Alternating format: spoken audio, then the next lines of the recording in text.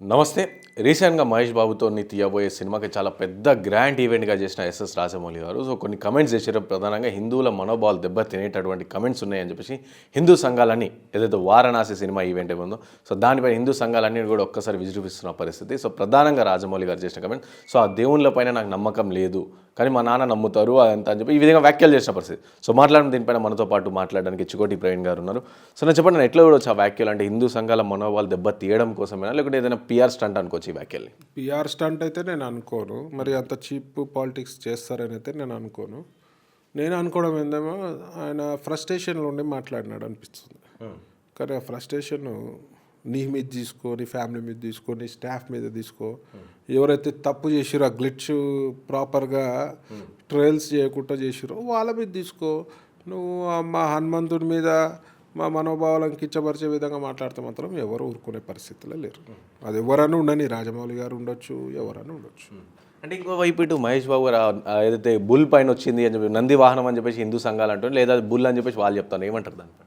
ఇప్పుడు అది సినిమా చూస్తే కానీ తెలియదు, కానీ పోస్టర్ రిలీజ్లో మాత్రం అది నంది వాహనం లెక్కనే ఉంది. ఎందుకంటే దాన్ని పూజ చేసినట్టు ఉన్నది. సరే, అది ఒక సినిమా విధంగానే చూద్దాము, అది చూద్దాం. అది అంత పెద్ద కాంట్రవర్షియల్ అని అయితే నేను అనుకోవడం లేదు.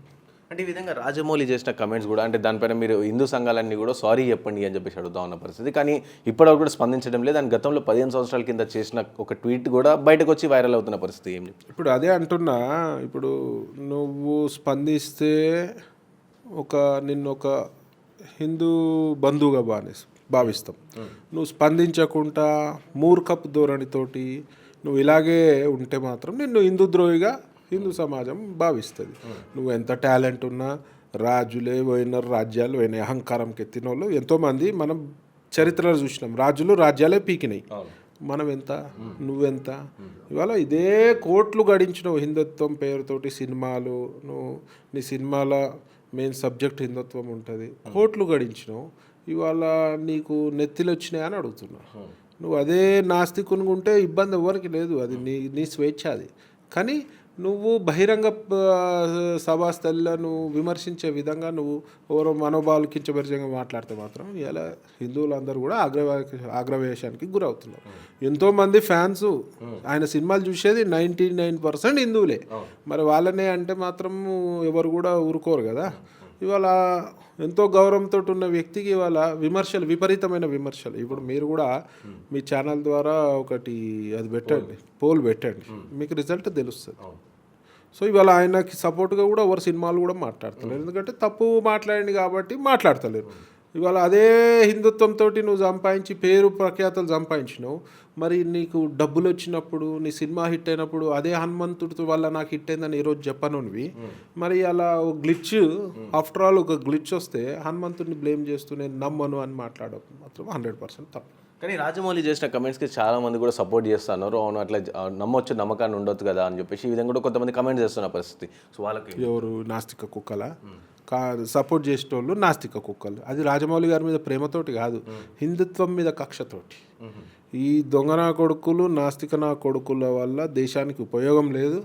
ఇవాళ వీళ్ళ వల్ల ఎన్నో రకాల హిందుత్వంపై కుట్రలు భాగంగా మోటివేట్ చేసి హిందుత్వంపై కుట్రలు చేసే ప్రయత్నము వీళ్ళంతా కూడా హిందువుల ముసుగులో ఉన్న క్రిస్టియన్స్గా నేను భావిస్తాను. అంటే ఏం అవసరం వాళ్ళకి, అంటే ఈ విధంగా కమెంట్స్ ఇంత రచ్చ చేయాల్సిన అవసరం చేయాలి, హిందుత్వాన్ని డ్యామేజ్ చేయాలి. ఇవాళ ఒక ఉగ్రవాది మొన్న వచ్చినాడు, వాడు రైజిన్ తోటి హిందువులను చంపాలని ప్రయత్నం చేసాడు. వానికి ఏం అవసరం? ఒక సూసైడ్ బాంబర్ వచ్చిండు, వాడు చచ్చిపోతాడుగా. మరి వానికి ఏం అవసరం అంటే వాళ్ళ మోటివ్ హిందుత్వాన్ని ఖతం చేయాలి, భారతదేశంలో హిందువులను ఖతం చేయాలి. ఇవాళ కాశ్మీర్లో మతం అడిగి మరి కాల్చి చంపారు. మరి వానికి ఏం అవసరం వానికి? అంటే భారతదేశంలో హిందుత్వం ఉండొద్దు. ఒక క్రిస్టియన్ అయితే, నాకు ఒక పాస్టర్ గారు అయితే డైరెక్ట్ చెప్పిండు, నాకు 2050లో భారతదేశాన్ని మొత్తం క్రైస్తవ దేశంగా మారుస్తాను. మరి ఏం అవసరం? సో ఇన్ని రకాల 360 degrees కుట్రలు జరుగుతున్నాయి హిందువుల మీదనే. మరి హిందువులు ఇలా మేలుకోకపోతే రేపు మనం ఐకమత్యంతో ఉండకపోతే మాత్రం రేపు మనం మైనార్టీలు అవుతాము. మైనార్టీలు అయిన రోజు మన మెడ మీద కత్తి పెడతారు. కత్తి పెట్టి మా మతంలోకి రాని బలవంతం మత మార్పిడి చేస్తారు. మన ఆస్తులు గుంజుకుంటారు. మన పిల్లల మానాలు గుంజుకుంటారు. మనని సంపనికి కూడా వెనకకు వినకపోతే రేపు ఏది మన చేతులు ఉండదు. లేదో అనుకుంటున్నారు. సో మన బంగ్లాదేశ్లో ఎట్లాంటి సంఘటనలు జరిగినాయో అట్లాంటి సంఘటనలు మనం ఐకమత్యంతో లేకపోతే మాత్రం జరిగే అవకాశం ఉండదు. సో అంటే ఈ కమెంట్స్ రాజమౌళి చేసిన కమెంట్స్ హిందూ సంఘాలన్నీ కూడా ఒక్కసారి ఆగ్రహంకి వ్యక్తం అవుతున్న పరిస్థితి. సో సినిమా పైన మన ప్రభావం చూపించే ప్రయత్నం ఉందా? ఎందుకంటే ఇటు బైకాట్ అని చెప్పేసి అట్లా మన నినాదం తీసుకెళ్లే ఛాన్స్ ఉందంటారా? ఇప్పుడు 2-3 days అయింది కదా, వెయిట్ అండ్ సీ. ఒకవేళ అట్లాంటి అవకాశం వచ్చి అట్లా ఉంటుంది, డెఫినెట్గా అంతో ఎంతో ఇంపాక్ట్ ఉంటుంది. డెఫినెట్గా ఉంటుంది. ఇవాళ అభిమానాన్ని పెంచుకోండి, ఇబ్బంది లేదు. ఎవరి మీదైనా అభిమానాన్ని పెంచుకోండి. కానీ వాళ్ళు ఏం చేస్తున్నారు సమాజానికి అనేది కూడా ఆలోచన చేయాలి. ఇవాళ 100 కోట్లు 1000 కోట్లు సంపాదించిన వాళ్ళు మళ్ళీ వాళ్ళు అదే కార్మికులతోటి మొన్నటిదాకా స్ట్రైక్ అయిందా? ఒక సినిమాకి ఎవరెంత తీసుకుంటారు? ఎన్ని 100 కోట్లు, హీరో 100 కోట్లు తీసుకుంటారు, డైరెక్టర్ 100 కోట్లు తీసుకుంటారు. మరి ఆ కార్మికునికి ఏమి ఇస్తారు? మరి వీళ్ళు ఏం చేస్తుర్రు?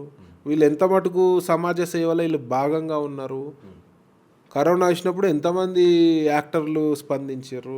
అందరిని అంటలే నేను, స్పందించినారు కూడా. ఎంతమంది స్పందించినారు? ఎంతమంది మీరు ఆదుకుంటున్నారు? కార్మికులను ఎంతమంది, సినిమా కార్మికులను ఎంతమంది ఆదుకుంటున్నారు? మరి ఇవన్నీ కూడా చూడాలి. మరి దాన్ని బట్టి అభిమానాన్ని పెంచుకోండి. నాకు కూడా ఫేవరెట్ హీరో ఉన్నారు, అభిమానం. కానీ ఒక లిమిట్ వరకు అభిమానం. It's not against my religion. మన దేవుడి కంట ఎవడు గొప్ప కాదు, మన మతం కంట ఎవరు గొప్ప కాదు, భారతదేశం కంట కూడా ఎవడు గొప్ప కాదు. ఎండ్ ఆఫ్ ది డే మనం మన భారతదేశాన్ని, మన దేవుని, మన మతాన్నే సమర్థించాలి. ఎవరైనా దాని మీదకి నేను ఉంటా అంటే మాత్రం ఆ అభిమానం అవసరం లేదు.